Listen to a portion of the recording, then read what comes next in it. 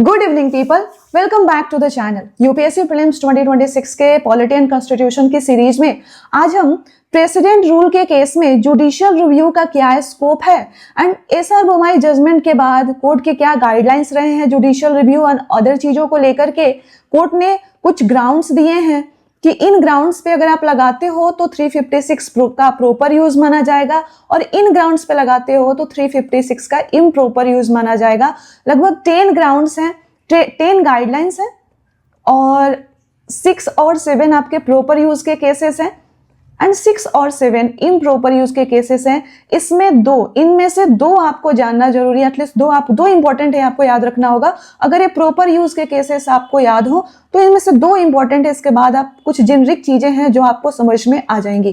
Condition यही है, class जैसे ही देखेंगे क्लास के साथ नोट डाउन करते जाएंगे, स्क्रीनशॉट नहीं लेंगे, आपके नोट्स बनते जाएंगे एंड इमीडिएटली उसके बाद आप जाकर के लक्ष्मीकांत से ये वाला पोर्शन आप कंप्लीट कर लेंगे। आपका ये पोर्शन यहीं का यहीं कंप्लीट हो जाएगा एंड इस क्लास के इमीडिएटली आफ्टर आपको national emergency and president rule में एक कंपैरिजन का क्लास मिलेगा and then will discuss financial emergency, वो भी आज ही हम डिस्कस करेंगे। एंड इसके बाद हम प्रेसिडेंट पे मोस्ट लाइकली कल से प्रेसिडेंट का क्लास स्टार्ट कर देंगे। तो चलिए स्टार्ट करते हैं क्लास को कि क्या स्कोप है जुडिशियल रिव्यू का, आज का क्या स्टेटस है, इवोल्यूशन कैसा रहा है, ये सारी चीजें हम देखेंगे। सो अगर हम देखिए 2 बातें आपको याद रखनी है। प्रेसिडेंट रूल का आर्टिकल 356 आपको पता ही है, अब इसमें 2 चीजें याद रखनी है। ग्राउंड एक ही है, देखिए हमने प्रेसिडेंट रूल प्रीवियस क्लास में जाकर के सारी बेसिक्स हमने कवर किए हैं। प्रेसिडेंट रूल का होता क्या है, ग्राउंड्स ऑफ इम्पोजिशन क्या है, पार्लियामेंट का अप्रूवल और ड्यूरेशन क्या है, रिवोक कैसे होगा, इसका इफेक्ट क्या है, हर चीज हमने बहुत डिटेल में कवर किया है। तो प्लीज उसको जाकर पहले देख लीजिए, उसके बाद यहाँ पे आएंगे तो बहुत ईजिली आपको चीजें सब कुछ समझ में आएंगे। सो हमने देखा था 356 भी देखा था, 355 देखा था और 365, 3 आर्टिकल्स हम देखते हैं जब हम प्रेसिडेंट रूल पढ़ते हैं ना। तो जब हम प्रेसिडेंट रूल पढ़ते हैं तो अकेला 356 नहीं पढ़ते हैं, जब हम प्रेसिडेंट रूल पढ़ते हैं तो 3 आर्टिकल पढ़ते हैं, 355, 356 एंड 365। इन 3 आर्टिकल्स का कल्मिनेशन है प्रेसिडेंट रूल। अब इन तीनों में एक बात कॉमन है कि ऐसा सिचुएशन अराइज हो जाए, प्रेसिडेंट रूल कब लगता है, तीनों में एक ही बात कॉमन है कि ऐसा सिचुएशन अराइज हो जाए जहां पर किसी स्टेट की गवर्नमेंट कॉन्स्टिट्यूशन के हिसाब से नहीं चल सकती है। कॉन्स्टिट्यूशन के शब्दों में बोले कि a situation has arisen in which the government of the state cannot be carried on in accordance with the provisions of the constitution। इसको लिख लीजिएगा, कैसा सिचुएशन अराइज होना चाहिए, आर्टिकल 356 कब लगता है, कैसा सिचुएशन अराइज होना चाहिए, ऐसा सिचुएशन अराइज हो जाए कि गवर्नमेंट, उस सिचुएशन में government of that particular state cannot be carried on in accordance with provisions of the constitution।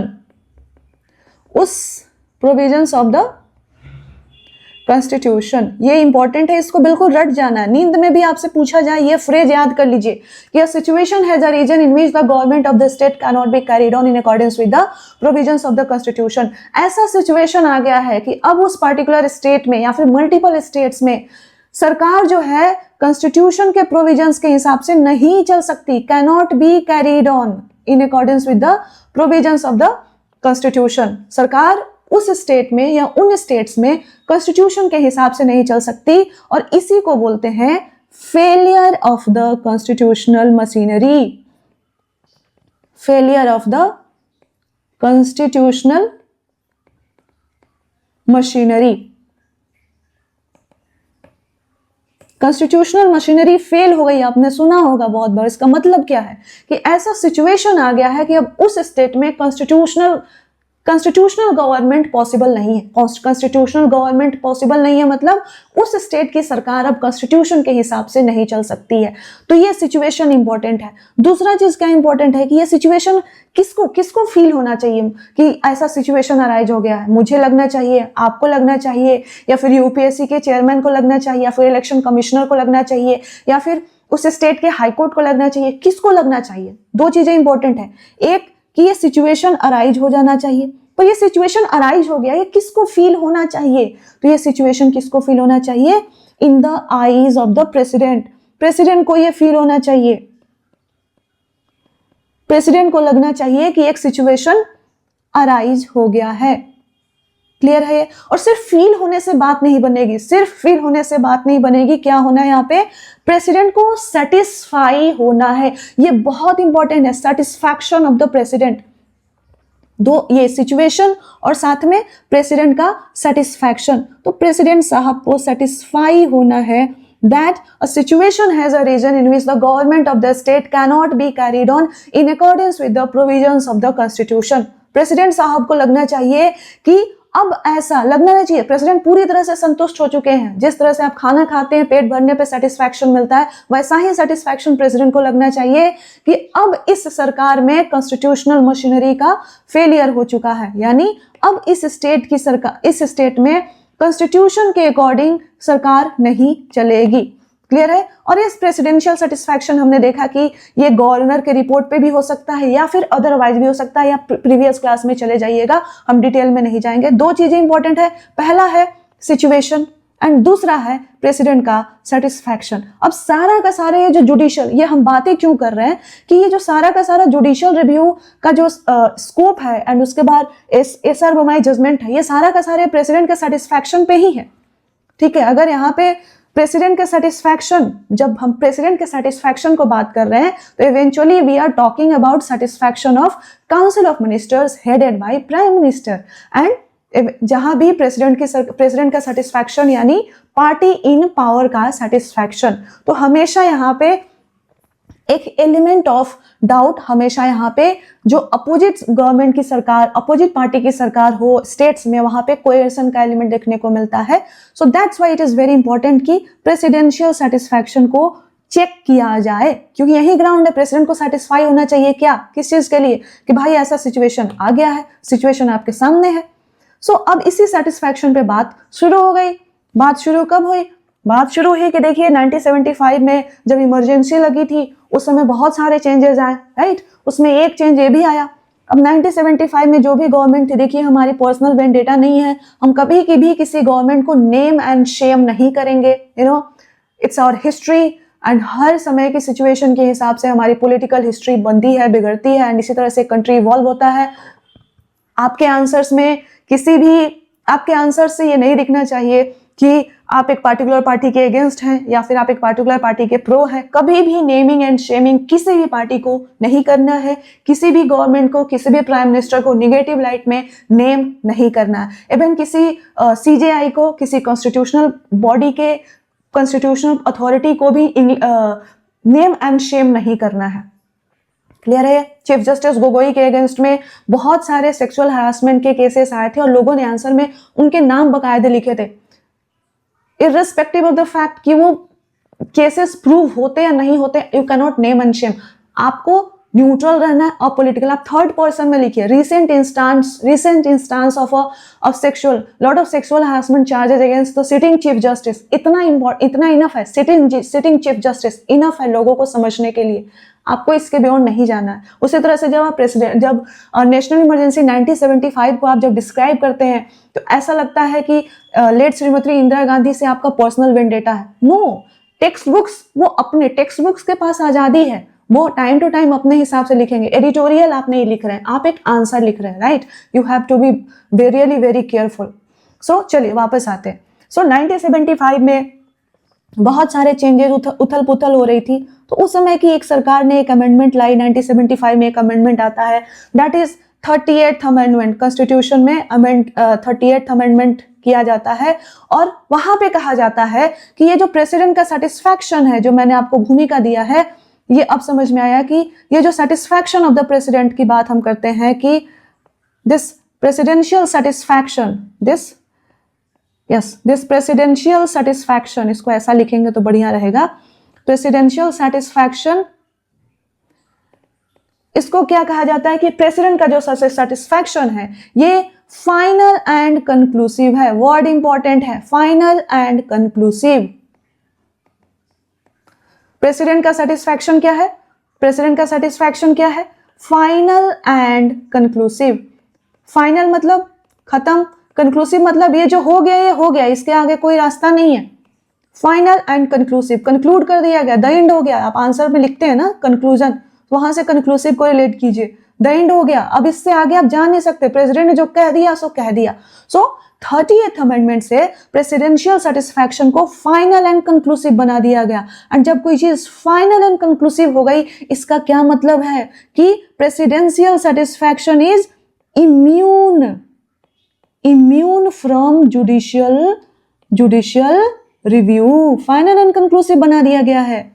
Conclusion मतलब आपको समझ में आ गया।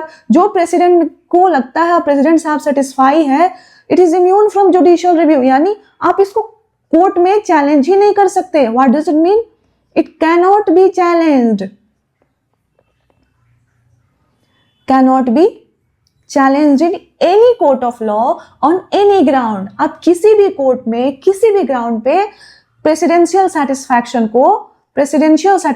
को चैलेंज नहीं कर सकते हैं। It cannot be challenged.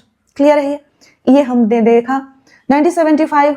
अब 1978 हो चुका है। देश में इमरजेंसी हट चुकी थी 77 में ही। इलेक्शन, जनरल इलेक्शन हो चुके हैं, 78 आ चुका है। अलग पार्टी की सरकार बनी है, 1978 हो चुका है। क्लियर है, जनता पार्टी की सरकार आई है। अब ये सरकार को लगता है कि ये जो इमरजेंसी प्रोविजंस हैं, चाहे वो नेशनल इमरजेंसी के हो, फाइनेंशियल इमरजेंसी के हो या फिर प्रेसिडेंट रूल के हैं, इन पे कुछ सेफगार्ड्स लगाना जरूरी है। नहीं तो ये इतने ड्रैकोनियन पावर है, अगर यहाँ पे कुछ चीजों का सेफगार्ड नहीं लगेगा, ये बहुत ही डेंजरस है। आप जा करके सिर्फ 358 और 359 को पढ़ लीजिएगा, आपको समझ में आ जाएगा। प्रीवियस क्लास में हमने कवर किया है कि आपके फंडामेंटल राइट्स के ऊपर इनका क्या इफेक्ट होता है। सो 1978 में जनता पार्टी की सरकार आती है और जनता पार्टी जो है ये 44th अमेंडमेंट लाती है। 44th अमेंडमेंट कॉन्स्टिट्यूशन में लाती है और क्या कहती है? 1975 में जो हमने प्रेसिडेंशियल सेटिस्फैक्शन को फाइनल एंड कंक्लूसिव किया था, तो यहाँ पे इस प्रोविजन को कि presidential satisfaction final and conclusive है, इसको डिलीट किया जाता है। क्लियर है? This amendment of 1975 that made presidential satisfaction final and conclusive was deleted through a subsequent amendment that was brought in 1978 through 44th amendment. So ये जो presidential satisfaction था final and conclusive, इसको 44th amendment से delete किया जाता है कि president का सेटिस्फैक्शन फाइनल एंड कंक्लूसिव नहीं होगा। इसका मतलब क्या है? जब ये क्लॉज डिलीट हो गया कि फाइनल कंक्लूसिव नहीं होगा, इसका मतलब क्या है कि 44th amendment made presidential satisfaction, लिख लीजिएगा, presidential satisfaction subject to judicial review.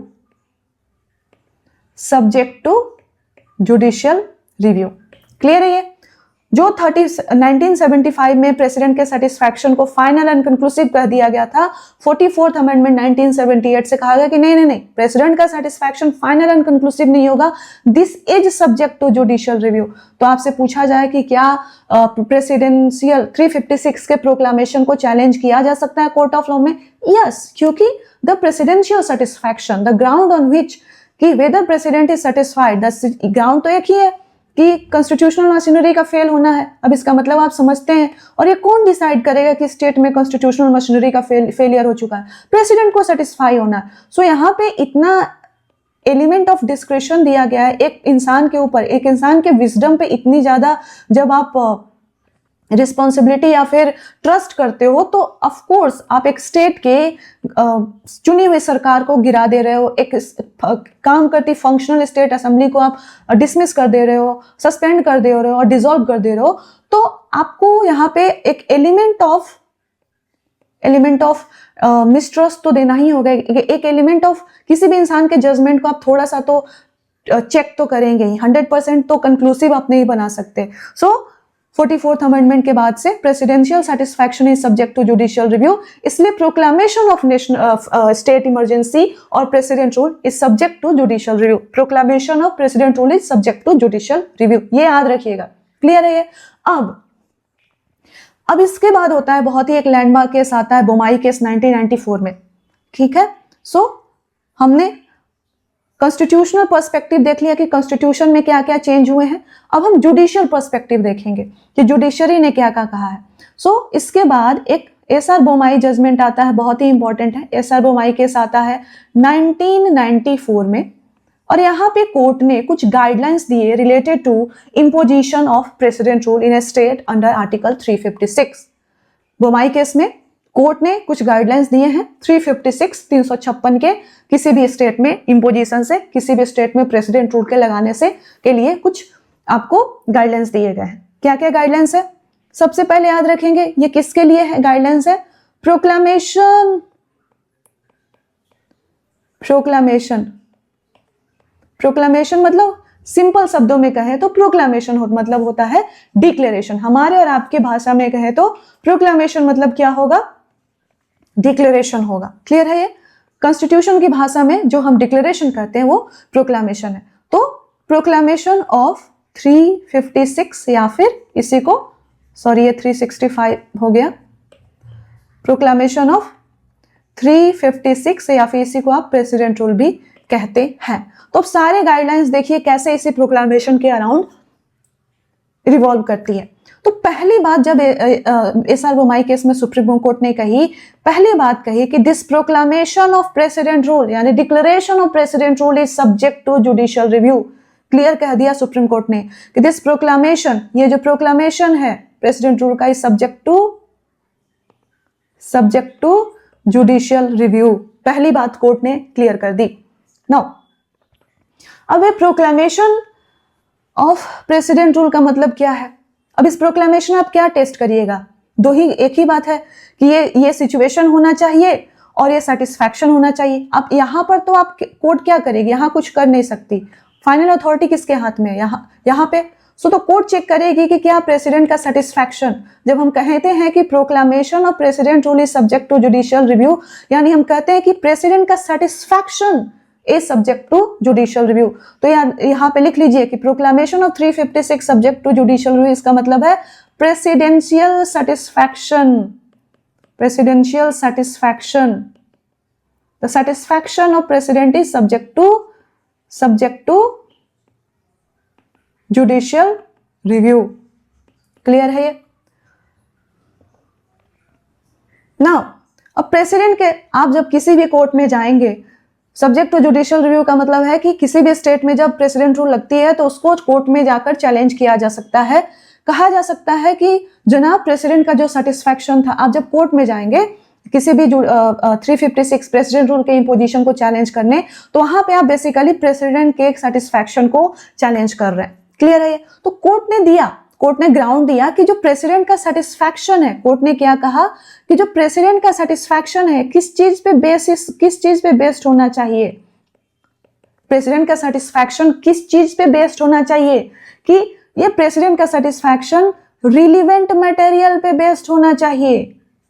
हवा में नहीं चलेगा। प्रेसिडेंट साहब को फील हो गया, लग गया, सपना आ गया, नहीं, रिलीवेंट मटेरियल होना चाहिए। This presidential satisfaction should be based on relevant material.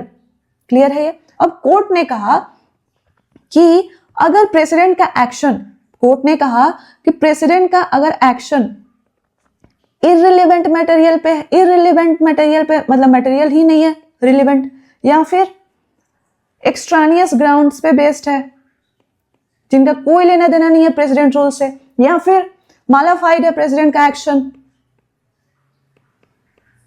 या फिर परवर्स है। कोर्ट को अगर लगता है कि प्रेसिडेंट का जो एक्शन है वो इररिलेवेंट है, इस प्रेसिडेंट का सेटिस्फैक्शन जिस बेसिस पे है उसका 356 से कोई लेना देना नहीं है, किसी एक्सट्रानियस कोई अदर फैक्टर से रिलेटेड है, मालाफाइड है, नियत ही सही नहीं थी प्रेसिडेंट की, या फिर परवर्स है, इस केस में इन दिस सिचुएशन याद रखिएगा कि अगर ये सारे सिचुएशंस होते हैं तो कोर्ट जो है प्रेसिडेंट रूल को स्ट्रक डाउन कर सकती है। कोर्ट कैन स्ट्रक डाउन क्या स्ट्रक डाउन कर देगी? इस प्रोक्लामेशन को क्या स्ट्रक डाउन कर देगी? Proclamation of president rule. ठीक है, सो प्रेसिडेंशियल सेटिस्फैक्शन रिलेवेंट मटेरियल पे होना चाहिए। अब ये रिलेवेंट मटेरियल एग्जिस्ट करता है, ये किसको प्रूव करना है? अगर आप जाते हैं कोर्ट में चैलेंज करते हैं प्रेसिडेंट रूल, मान लीजिए बिहार में लग गया प्रेसिडेंट रूल और मैं जाती हूँ चैलेंज करने की, जनाब इसको जरा देखिए, ये मेरे को लग नहीं रहा है कि यहाँ पे कोई रिलेवेंट मटेरियल है, ये मालाफाइड है या फिर एक्सट्रानियस ग्राउंड्स पे है, तो सेंटर अब कौन किसके अगेंस्ट में करूंगी? कोर्ट में जाऊंगी तो यूनियन ऑफ इंडिया आएगी कोर्ट में। सो ये जो रिलेवेंट मटेरियल एग्जिस्ट करता है, ये कौन प्रूव करेगा? मैं प्रूव नहीं करूंगी, ना ही कोर्ट अपनी इंक्वायरी बैठाएगी। कौन, किस पे बर्डन है? तो रिलेवेंट मटेरियल एग्जिस्ट करता है, ये बर्डन किस पे, इसको प्रूव करने का बर्डन किसके पास है? सेंट्रल गवर्नमेंट के पास है। तो तीसरी गाइडलाइन कोर्ट ने देती है कि बर्डन लाइज ऑन सेंटर। किस चीज का burden? To prove that relevant material exist. Clear है? याद रखेंगे आप? ओके। इसके बाद मैं कहूं कि जनाब चलिए सेंट्रल गवर्नमेंट ने रिलेवेंट मटेरियल भी पेश कर दिया, अब मैं कहूं कि जनाब जरा ये ठीक नहीं लग रहा है मुझे, ये एडिक्वेट नहीं लग रहा है, रिलेवेंट तो है बट एडिक्वेट नहीं लग रहा। तो कोर्ट ने कहा कि देखिए आप आगे बहुत आगे जा रही हैं, हमारा काम ये देखना है कि रिलेवेंसी ऑफ मटेरियल इंपॉर्टेंट है। कोर्ट ने क्या कहा? रिलेवेंसी ऑफ मटेरियल इंपॉर्टेंट है, ये इंपॉर्टेंट है, हम एडिक्वेसी और इनएडिक्वेसी में नहीं जाएंगे। तो court will not inquire into adequacy of the material, कि एडिक्वेसी ऑफ मटेरियल यानी ये इनफ है या नहीं है, ये कोर्ट नहीं देखेगी।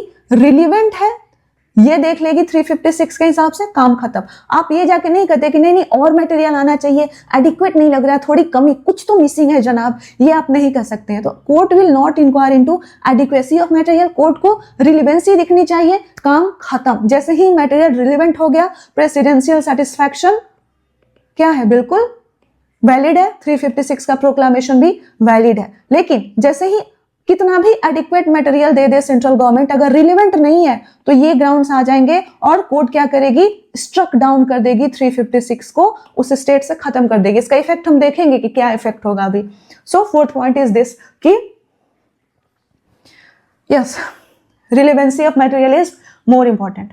नाउ हमने देखा, फिफ्थ पॉइंट पे आते हैं, हमने देखा कि अगर प्रेसिडेंशियल सेटिस्फैक्शन मालाफाइड, इररिलेवेंट, एक्सट्रानियस या परवर्स हो तो कोर्ट के पास पावर है कि स्ट्रक डाउन कर सकती है। यहीं से कंटिन्यू करेंगे कि अगर कोर्ट को लगता है, कोर्ट जो है प्रेसिडेंशियल प्रोक्लामेशन, कोर्ट को ये जो प्रोक्लामेशन है ऑफ 356 या फिर इसको आप प्रेसिडेंट रूल कह लीजिए, कोर्ट ये इसको अनकॉन्स्टिट्यूशनल होल्ड कर देती है, अनकॉन्स्टिट्यूशनल डिक्लेयर कर देती है। तो जैसे ही ये अनकॉन्स्टिट्यूशनल होगा वैसे ही ये इनवैलिड होगा। तो इसका इफेक्ट क्या होगा? इसका इफेक्ट ये होगा कि कोर्ट के पास पावर है कि कोर्ट रीस्टोर कर सकती है स्टेट एग्जीक्यूटिव को एंड स्टेट लेजिस्लेचर को।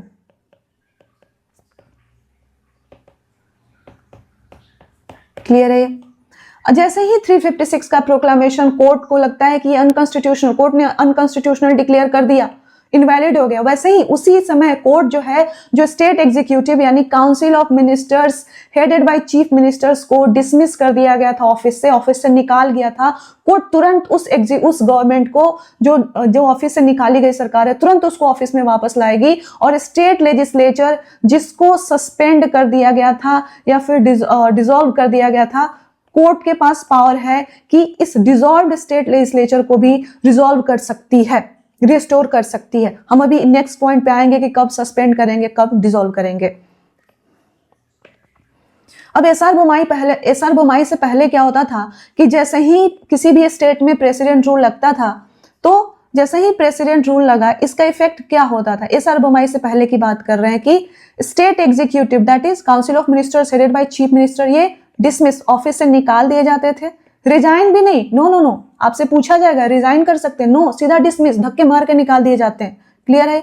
और स्टेट लेजिस्लेटिव असेंबली का क्या होता था?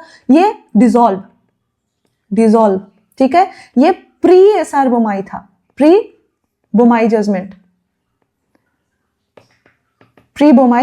जजमेंट। अब पोस्ट बोमाई जजमेंट में क्या हुआ, आइए देखते हैं।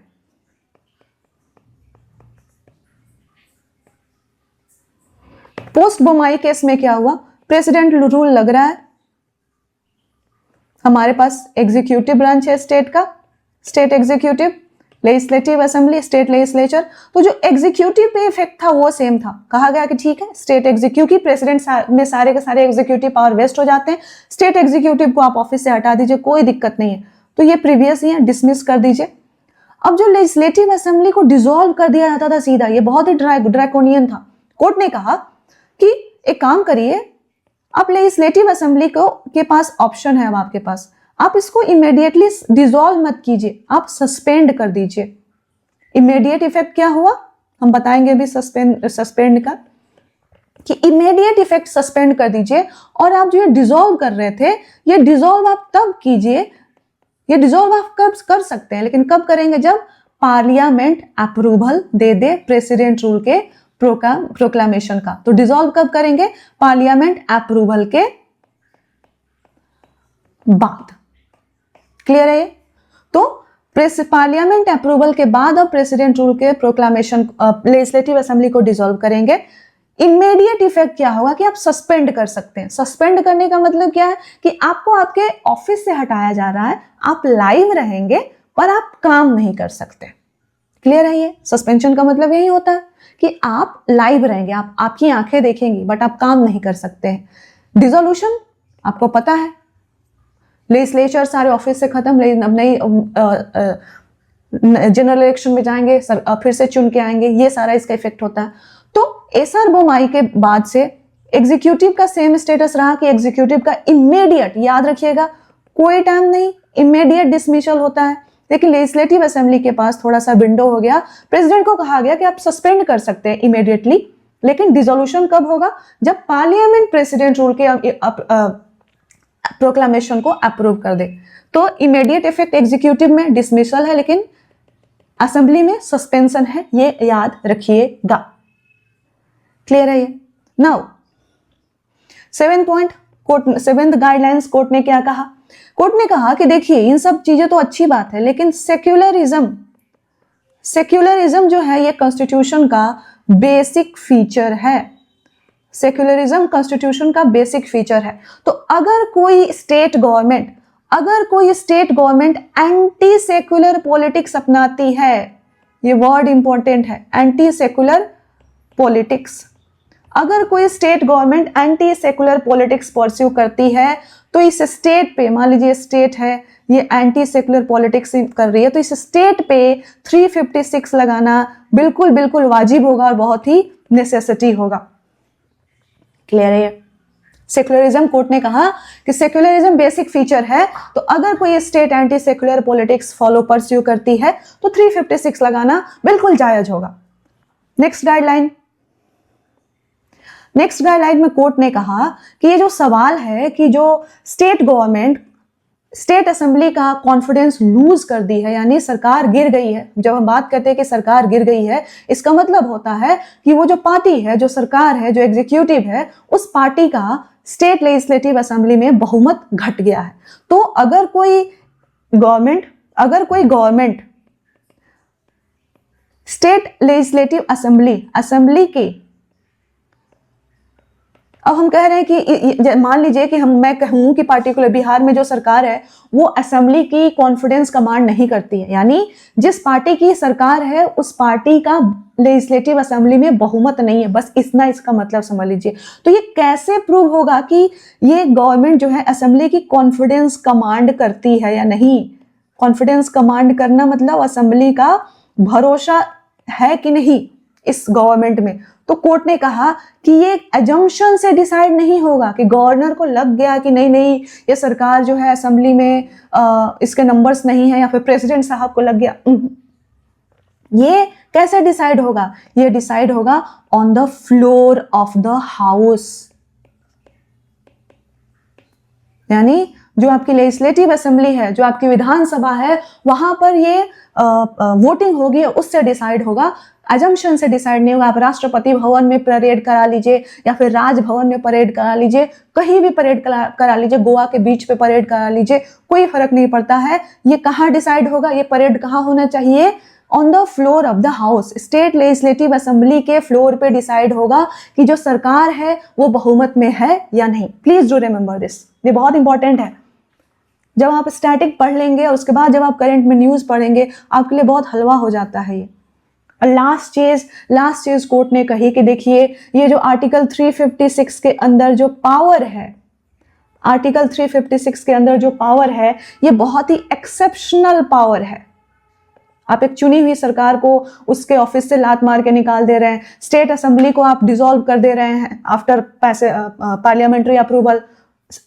तो एक चुनी हुई सरकार, अगर एक चुनी हुई लेजिस्लेचर को आप ऑफिस से निकाल दे रहे हैं, तो ये बहुत ही एक्सेप्शनल पावर है। इसलिए इसका यूज जो होना चाहिए ऑकेजनली होना चाहिए। इसलिए इसका यूज कैसा होना चाहिए? ऑकेजनल यूज होना चाहिए।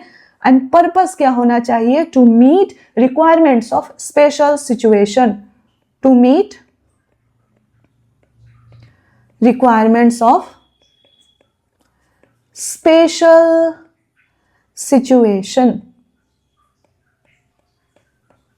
ठीक है, तो ये सारे गाइडलाइंस कोर्ट ने दिए बोमाई केस में। हमने 9 गाइडलाइंस डिस्कस किए हैं। आई होप ये बिल्कुल आपको क्लियर हो, बिल्कुल क्रिस्टल क्लियर हो जाना चाहिए, आपके माइंड में छप जाना चाहिए।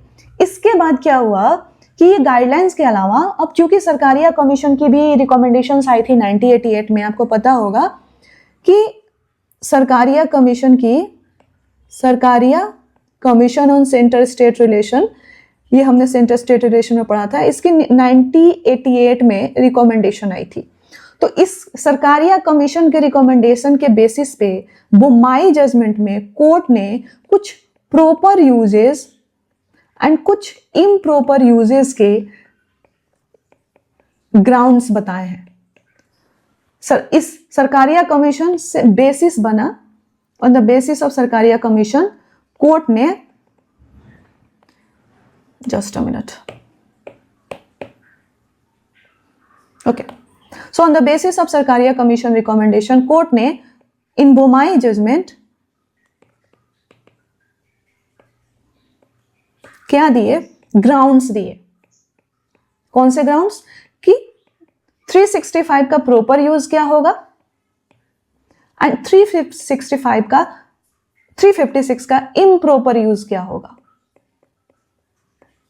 ठीक है, अब आपको प्रॉपर यूज बहुत ध्यान से सुनना है। इसमें की फैक्ट्स हैं, की टर्म्स है, वो इंपॉर्टेंट है, ध्यान से सुनिएगा। अब प्रॉपर यूज के केस में पहले प्रॉपर यूज देखेंगे, फिर इम्प्रॉपर यूज में जाएंगे। सो कोर्ट ने कहा आर्टिकल 365 के यूज का कोर्ट ने प्रॉपर ग्राउंड दिया, जिसको प्रॉपर यूज ऑफ आर्टिकल 365 कहेंगे। यानी कोर्ट कहती है कि इन ग्राउंड्स पे अगर प्रेसिडेंट रूल लगता है स्टेट में तो वो प्रॉपर माना जाएगा। क्लियर है? प्रॉपर माने क्या? सही माना जाएगा। तो पहला सिचुएशन है कि इन केस ऑफ हंग असेंबली, ये आपका पूछा हुआ सवाल है कि हंग असेंबली क्या होती है। पहला सिचुएशन है इन केस ऑफ हंग असेंबली। अब हंग असेंबली क्या होती है कि देखिए, हंग असेंबली क्या है कि जनरल इलेक्शंस हो गए हैं, लेजिस्लेटिव असेंबली का जो इलेक्शन होता है उसको जनरल इलेक्शन कहते हैं, कि स्टेट में जनरल इलेक्शंस हो गए हैं, रिजल्ट भी आ गया है, लेकिन किसी भी पार्टी को क्लियर मेजोरिटी नहीं मिली है। No party gets clear majority, किसी भी पार्टी को क्लियर मेजोरिटी नहीं मिली है, और इस सिचुएशन को क्या कहते हैं? हंग असेंबली कहते हैं। तो अगर जनरल इलेक्शन के बाद किसी भी पार्टी को क्लियर मेजोरिटी नहीं मिलती है तो उस समय प्रेसिडेंट साहब पे ये वाजिब होगा कि उस स्टेट में 356 यानी, देखो मैंने 365 लिख दिया है, 356 यानी प्रेसिडेंट रूल लगा दे। तो पहला सिचुएशन हंग असेंबली का है। अब दूसरा सिचुएशन क्या कहती है? एसआर बोमाई जजमेंट में क्या कहा गया दूसरे सिचुएशन के बारे में? कि देखिए, जनरल इलेक्शन तो हो गए हैं, अब एक पार्टी को जनरल इलेक्शन भी हो गया, रिजल्ट भी आ गया, और एक पार्टी को मेजोरिटी भी मिल गई है, यानी पार्टी को मेजोरिटी भी मिल गई है, लेकिन इस पार्टी ने रिफ्यूज कर दिया सरकार बनाने से। This party, majority party has refused, इस पार्टी ने सरकार बनाने से रिफ्यूज कर दिया है और गवर्नर के पास अब कोई रास्ता नहीं दिख रहा है, ना ही कोई ऐसी कोalition गवर्नमेंट बनाने की पॉसिबिलिटी दिख रही है। यानी जनरल इलेक्शन के रिजल्ट आ गए हैं, एक मेजोरिटी पार्टी भी है यानी बहुमत वाली पार्टी भी है, लेकिन ये पार्टी बोलती है कि देखिए हम सरकार नहीं बनाएंगे। अब इस सिचुएशन में कि मेजोरिटी पार्टी सरकार नहीं बनाई है, अब गवर्नर के पास कुछ और दिख नहीं रहा है कि कोई अल्टरनेटिव ऐसी पार्टी बन जाए, कोई कोalition मिल जाए जो कमांड करती हो मेजोरिटी, तो ऐसी कुछ बात नहीं बन रही है। तो इस केस में भी प्रेसिडेंट के ऊपर ये प्रेसिडेंट को प्रेसिडेंट रूल लगाना वाजिब है। यानी पहला तो हमने देखा कि पार्टी को मेजोरिटी नहीं मिले, हंग असेंबली हो जाए। दूसरा देखा कि पार्टी को मेजोरिटी भी है लेकिन पार्टी मना कर दे रही है, और दूसरी मेजोरिटी पार्टी कोई कोalition भी मिलकर मेजोरिटी कमांड नहीं कर पा रही है, तो ये भी क्या होगा, प्रॉपर यूज होगा।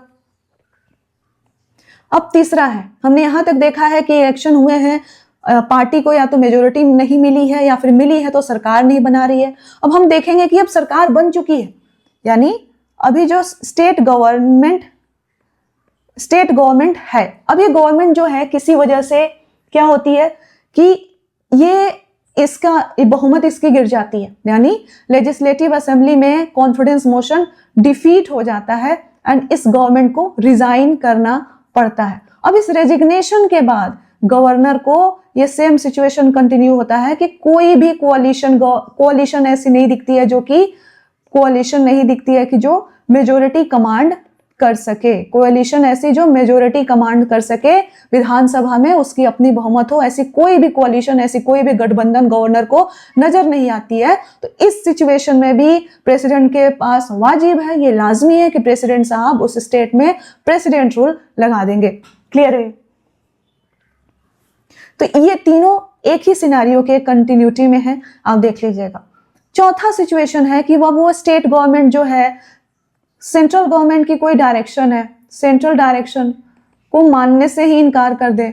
स्टेट कहे कि सेंट्रल गवर्नमेंट डायरेक्शन दे रही है, स्टेट बोले I will not obey. Clear है? स्टेट गवर्नमेंट इसको डिसरिगार्ड कर दे, तो ये तो भाई अब 365 पढ़ेंगे यही कहता है कि यहाँ तो लगना ही लगना है president rule. Central government direction दे रही है, स्टेट मना कर दे रही है, प्रेसिडेंट रूल लगना ही लगना है, तो 365 में लिखा हुआ है। पांचवा जो फिफ्थ पॉइंट है, दैट इज वेरी इंपॉर्टेंट, बहुत ध्यान से सुनिएगा। फिफ्थ पॉइंट जो कॉन्स्टिट्यूशन कहती है ड्यूरिंग इंटरनल सबवर्जन, ये वर्ड इंपॉर्टेंट है, यही आपसे पूछा जा सकता है कि इंटरनल सबवर्जन होता क्या है। जैसे आपसे पूछा गया है एग्जाम में आपके कि हंग असेंबली होती क्या, उसी तरह से आपसे पूछा जा सकता है कि इंटरनल सबवर्जन क्या होता है। तो आप कहेंगे कि देखिए जनाब, इंटरनल सबवर्जन मतलब कि स्टेट गवर्नमेंट, ऐसा सिचुएशन हो गया है कि अब जो स्टेट गवर्नमेंट डेलिबरेटली, क्या वर्ड यूज करेंगे आप, स्टेट गवर्नमेंट क्या कर रही है, डेलिबरेटली ऐसे एक्शन ले रही है। डेलिबरेटली मतलब डेलिबरेट एक्शन, जानबूझ के ऐसे एक्शंस ले रही है जो कि स्टेट गवर्नमेंट डेलिबरेटली कैसे एक्शन ले रही है, जो कि कॉन्स्टिट्यूशन के अगेंस्ट है, जो कि अगेंस्ट क्या है, कॉन्स्टिट्यूशन है, या फिर अगेंस्ट एग्जिस्टिंग लॉ है, या फिर ये जो एक्शन है, इस एक्शन से क्या लग रहा है, इस एक्शन से ऐसा बू आ रहा है कि कोई रिवॉल्ट जो है वो कोई साजिश, कोई रिवॉल्ट फैलाने या लाने की कोशिश की जा रही है। तो इस एक्शन से क्या आपको बू आ रहा है, दैट एक वायलेंट रिवॉल्ट फोमेंट हो रहा है, मतलब कुछ वायलेंट रिवॉल्ट जो है वो करने की कोशिश की जा रही है। तो वर्ड है फोमेंटिंग वायलेंट रिवॉल्ट। तो अगर ये सिचुएशन है तो कहेंगे कि भाई ये इंटरनल सबवर्जन का सिचुएशन है and this is the proper use of 356। ऐसा जैसे ही सिचुएशन अराइज होता है इंटरनल सबवर्जन का, 356 लगाना बिल्कुल लाजमी है, जायज है। अगेन कोर्ट ऑफ लॉ में इसको प्रूव करना पड़ेगा कि भाई इंटरनल सबवर्जन का सिचुएशन था। बर्डन किस पे होगा, लाई करेगा, सेंटर पे लाई करेगा कि यस इंटरनल सबवर्जन का सिचुएशन था। क्लियर है? ये क्या है internal subversion situation, state government deliberately जानबूझकर ऐसे एक्शंस ले रही है जो कॉन्स्टिट्यूशन के अगेंस्ट हो, या फिर किसी लॉ के अगेंस्ट हो, या फिर स्टेट गवर्नमेंट के एक्शन से एक वायलेंट रिवोल्ट, यानी विद्रोह तो है ही, साथ ही साथ वायलेंट है, उसमें खून का जो है बदबू आ रहा है कि ये शामिल हो सकता है। तो यहाँ पे 356 लगना लाजमी है, ये इंटरनल सबवर्जन होता है। अब एक और ग्राउंड है कीवर्ड के साथ, आपको याद होना चाहिए, that is in case of physical breakdown. क्या? इन केस ऑफ, जो सिक्स्थ है, फिजिकल ब्रेकडाउन। अब आपसे ना पूछा जा सकता है कि what is physical breakdown, constitution में physical breakdown of a state government का मतलब क्या होता है। तो आपको जैसे हंग असेंबली का पूछा गया है, वैसे हंग असेंबली आपका पीटी क्वेश्चन है, ऑलरेडी पूछा हुआ है। उसी तरह से आपसे पूछा जा सकता है कि इंटरनल सबवर्जन क्या होता है, फिजिकल ब्रेकडाउन क्या होता है। तो आप कहेंगे कि ये ऐसा सिचुएशन है जहां पे स्टेट गवर्नमेंट विलफुली मतलब अपने फ्री विल का एक्सरसाइज में, फ्री विल के एक्सरसाइज करते हुए ये अपने कॉन्स्टिट्यूशनल ऑब्लिगेशन को फुलफिल करने से रिफ्यूज कर देती है। स्टेट गवर्नमेंट सस्ते नशे नहीं कर रही है, बिल्कुल अपने होशो हवास में, जब हम विलफुली वर्ड यूज करते हैं तो बिल्कुल अपने फ्री विल का एक्सरसाइज करते हुए, यानी पूरे होशो हवास में स्टेट गवर्नमेंट क्या कर रही है, रिफ्यूज कर दे रही है। किस चीज से रिफ्यूज कर दे रही है? टू डिस्चार्ज और परफॉर्म कॉन्स्टिट्यूशनल ऑब्लिगेशन,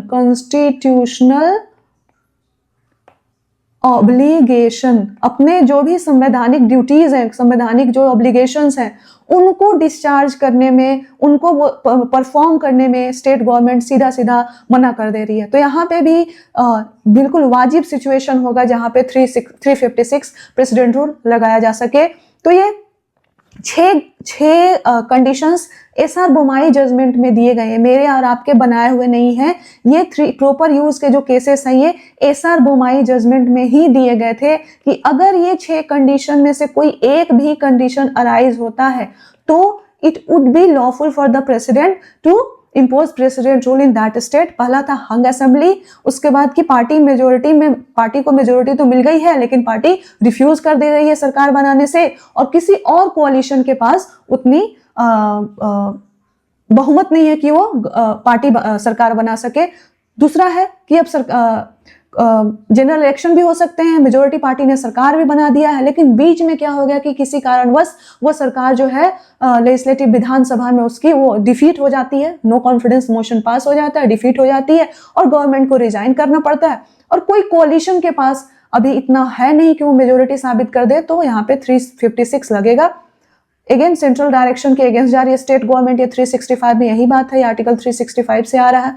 उसके बाद इंटरनल सबवर्जन हमने देख दिया, और लास्ट है फिजिकल ब्रेकडाउन। इंटरनल सबवर्जन क्या है कि स्टेट गवर्नमेंट डेलिबरेटली, जानबूझ करके ऐसे एक्शंस ले रही है जो कॉन्स्टिट्यूशन के अगेंस्ट है, लॉ के अगेंस्ट है, या फिर वो वायलेंट रिवॉल्ट की साजिश कर रही है, तो प्रेसिडेंट रूल लगेगा। And physical breakdown, wilful disobedience, wilful refusal of to discharge constitutional obligation.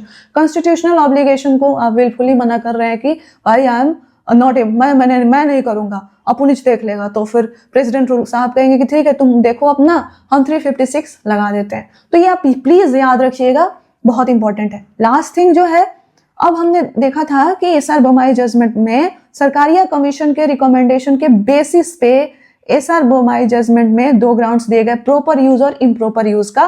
Proper use ध्यान में रखिएगा, इसके अलावा जो भी होगा वो इम्प्रॉपर यूज होगा। अब इम्प्रॉपर यूज में 1-2 चीजें मैं आपको बता देती हूं। सबसे पहले कोर्ट ने कहा कि माल एडमिनिस्ट्रेशन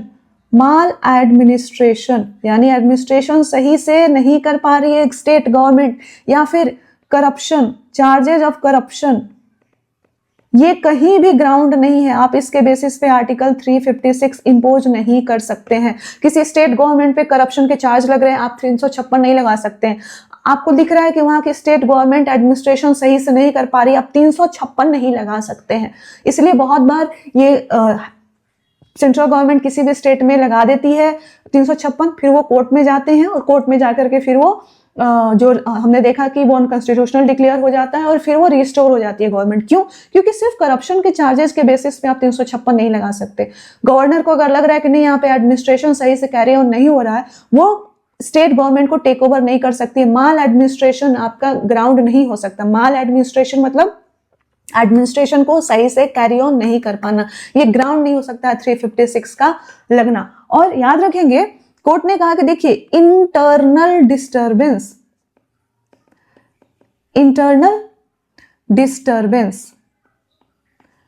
अब देखिए, हमने देखा इंटरनल सबवर्जन ग्राउंड है, प्रॉपर यूज है, फिजिकल ब्रेकडाउन प्रॉपर यूज है, लेकिन कोर्ट ने कहा कि जो छोटा मोटा इंटरनल डिस्टर्बेंस हो रहा है, जो कि आपका इंटरनल सबवर्जन नहीं बनता है या फिर फिजिकल ब्रेकडाउन नहीं होता है, तो आप इंटरनल डिस्टर्बेंस भी कोई ग्राउंड नहीं है कि आप आर्टिकल 356 लगा सकते हैं। इंटरनल डिस्टर्बेंस तो कुछ भी हो सकता है, 10 लोग खड़ा होकर के लॉ एंड ऑर्डर की प्रॉब्लम खड़ा कर दे, थोड़ा वो बड़ा हो जाए तो वो भी इंटरनल डिस्टर्बेंस हो जाएगा। लेकिन क्या इंटरनल उसके बेसिस पे किसी स्टेट में आर्टिकल 356 लग जाएगा? नहीं। तो कोर्ट ने कहा कि इंटरनल डिस्टर्बेंस, सिर्फ और सिर्फ इंटरनल डिस्टर्बेंस के बेसिस पे आप 356 नहीं लगाएंगे। इंटरनल सबवर्जन होना चाहिए, फिजिकल ब्रेकडाउन होना चाहिए, और बाकी हमने देख लिया। आपको internal disturbance, internal subversion, physical breakdown में आपको डिफरेंस पता है। हंग असेंबली पूछा हुआ है, दोबारा भी पूछ सकता है। इसके अलावा इतना अगर आप समझ गए, इसके अलावा इम्प्रॉपर यूज के बहुत सारे 7 ग्राउंड्स दिए हैं कोर्ट ने, ऐसे कहने सुनने वाली बातें। इसके बाद अब जो बाकी 2 ग्राउंड्स हैं, 2 जो इंपॉर्टेंट है मैंने डिस्कस कर दिए, आप एक बार बाकी पढ़ लीजिएगा। वही कहने सुनने वाली बातें अगर इतना क्लियर है तो उनको याद रखने की भी जरूरत नहीं है, बाकी चीजें हो जाएंगी। सो अगर आप यहाँ तक पहुंच गए, थैंक यू वेरी मच। अब जाइए, बहुत छोटा सा टॉपिक है ये, बट बहुत इंपॉर्टेंट है। Polity is very technical, it takes lot of time and patience and understanding to understand polity, लेकिन एक बार पॉलिटी समझ में आ जाए तो बहुत ही ब्यूटीफुली है और बहुत ही रिवार्डिंग है। सिर्फ क्लैरिटी की आवश्यकता है। सो इसके बाद हम comparison of national emergency with president rule करेंगे। छोटा सा वीडियो होगा and then will do financial emergency. Thank you so much.